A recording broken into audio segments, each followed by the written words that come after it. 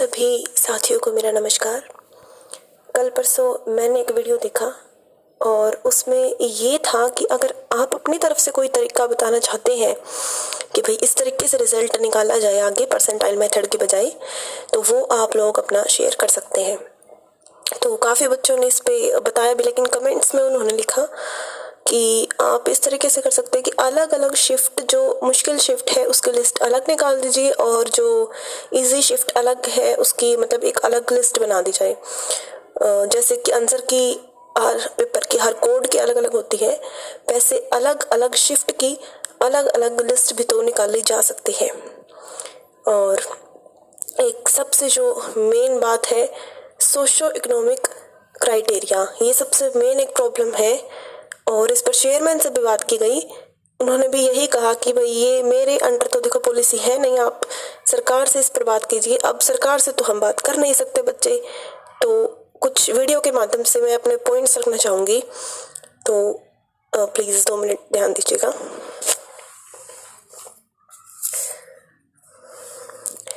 एक तो ये जो सोशो इकोनॉमिक क्राइटेरिया का सिस्टम है, ये सीईटी मार्च 2022 से आप लोगों को शायद पता भी होगा कि ये सिस्टम 2.5 मार्क्स का कर दिया गया है कि भाई अगर जॉबलेस है तो 2.5 है और अगर आप फादरलेस है तो भी 2.5 मार्क्स आपको मिलेंगे। तो ये सिस्टम जो आप मार्च 2022 से स्टार्ट करने वाले हैं, ये सिस्टम आप अभी से क्यों स्टार्ट नहीं कर सकते? जो भी हमारे अब पेपर है या जो जनवरी में पेपर होने हैं उनमें भी तो ये सिस्टम लागू हो सकता है ना। अगर ये सिस्टम इतना ही सही है, आप इसको मार्च से लागू कर रहे हैं, तो आप अभी से लागू क्यों नहीं कर रहे? और अगर ये सिस्टम गलत है तो आप फिर इसको सीईटी से भी हटा दीजिए। और इसका रीज़न क्योंकि ये है, मैं किसी सरकार के विपक्ष में या किसी साथी के विपक्ष में नहीं हूँ यहाँ पर। रीज़न सिर्फ इतना ही है कि 5-7 नंबर तो हम लोग कवर कर सकते हैं देखो, बट 20-20 नंबर में से जो 15 या 12 या जो भी इतने नंबर बच्चों को मिल रहे हैं ऑलमोस्ट सबको, वो हम लोग कवर नहीं कर सकते हैं। ये प्रॉब्लम है, कुछ सिलेबस भी तो नहीं है। और अगर कोई वाकई में ऐसा है कि भाई वो उसके पास बिल्कुल ही फैसिलिटीज़ नहीं है कि वो बुक्स भी नहीं खरीद सकता, इतना गरीब है या फिर, तो उसके लिए ईडब्ल्यूएस कैटेगरी सरकार बना भी चुकी है, जो कि काफ़ी एक अच्छा मतलब कदम है। तो फिर एक्स्ट्रा नंबर की पॉलिसी किस लिए है? ये दिल्ली पुलिस में नहीं होती, बाकी इंडिया के किसी भी स्टेट में नहीं होती, हरियाणा में सिर्फ ये क्यों होती है? ये तो मतलब या तो फिर उसको सेंटर लेवल पे लागू करवा दिया जाए। अगर इतनी ही अच्छी पॉलिसी है तो मोदी जी को बोल के ये सेंटर लेवल पर आप लागू करवा दीजिए। फिर तो यूपी में है, अब इलेक्शन है यूपी में भी, यूपी का एक भी लड़की फीमेल कांस्टेबल में उसका नाम नहीं है और आगे मेल कांस्टेबल में भी नहीं आएगा। यही मेथड अगर हुआ तो 9 से एक्स्ट्रा मार्क्स जिसके ऊपर है उन्हीं के चांसेस हैं, चाहे फिर आप 100 क्वेश्चन कर लीजिए। ये जो 5-5 नंबर वाले खुश हैं, इनका भी कोई चांस नहीं है। और 5% का तो प्रावधान है कि भाई 5% तो दूसरी स्टेट वाले जो अदर स्टेट के बच्चे हैं वो भी लगेंगे, बट ऐसा कुछ यहाँ पर तो अब एक भी लड़की का नाम उस लिस्ट में नहीं है। बट रिवाइज रिजल्ट की कुछ बातें आ रही है कि भाई रिवाइज रिजल्ट डालेंगे, तो अब देखते हैं फिर क्या कुछ दूसरा मेथड अपनाएंगी सरकार।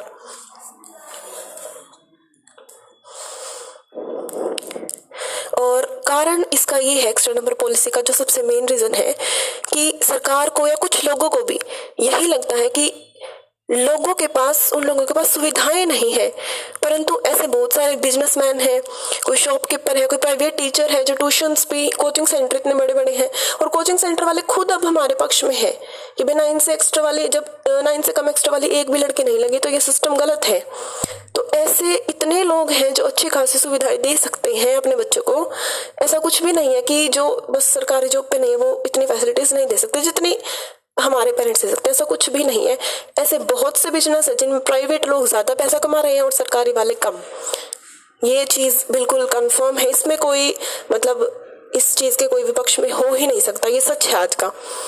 और एक ये परसेंटाइल मेथड जो है, ये तो मतलब बिल्कुल ही, इसका तो मेरे ख्याल एक भी कोई पक्ष में नहीं मिलेगा ऑल हरियाणा में से कोई भी। ये तो बिल्कुल सबसे घटिया से घटिया सिस्टम है परसेंटाइल मेथड वाला। और बहुत ही अच्छी बात ये है कि अब सुनने में आ रहा है कि इस मेथड को बंद करके दोबारा कोई नया मेथड मतलब लाया जाएगा, तो इसके लिए बहुत बहुत धन्यवाद भी। और लास्ट में तो मैं सिर्फ इतना ही एक रिक्वेस्ट करना चाहूँगी कि जो हमारे पेरेंट्स है, किसी की मम्मी या पापा, या हो सकता है किसी के दोनों भी हो सकते हैं, वो जॉब में है, तो क्या अब उन्होंने ये गलती की, उन्होंने उस टाइम पे इतनी मेहनत की और लोगों से ज़्यादा कि भाई वो उस टाइम जॉब पे लग गए, क्या ये एक उनकी मतलब गलती है अब आज के टाइम के अकॉर्डिंग? तो और कुछ तो मतलब आर्मी में भी होते हैं, किसी के फादर जो बहुत दूर दूर होते हैं, अपने बच्चों से मिल भी नहीं पाते हैं, उनके भी 5 नंबर नहीं मिल रहे उनको भी, आर्मी वालों को भी। तो अब मतलब ये जो सरकार के लिए खुद लोग काम कर रहे हैं, उन्हीं के बच्चों को साथ ऐसा क्यों किया जा रहा है? मतलब मेरे को ये चीज़ समझ में ही नहीं आ रही है कि ये प्रॉब्लम क्या है।